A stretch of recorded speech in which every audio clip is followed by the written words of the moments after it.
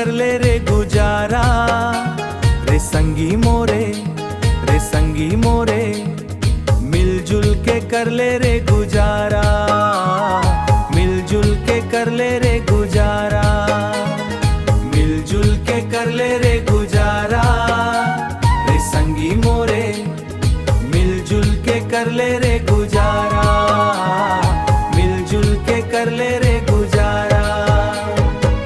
4 दिन के चांदनी है, झनमार कोनो लताना, 4 दिन के चांदनी है, झनमार कोनो लताना।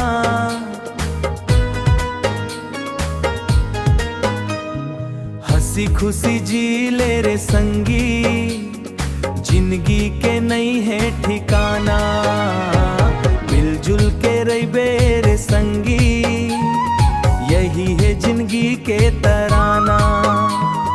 मिलजुल के कर ले रे गुजारा, रे संगी मोरे, संगी मोरे, मिलजुल के कर ले रे गुजारा, रे संगी मोरे, मिलजुल के कर ले रे गुजारा, मिलजुल के कर ले रे गुजारा।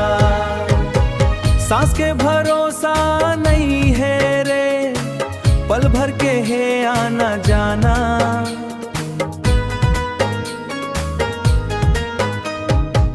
आज जे हंस के बोल देबे, वही बन जाही कल पहचाना। हाँ मिलजुल के रहिबे रे संगी, यही है जिंदगी के तराना।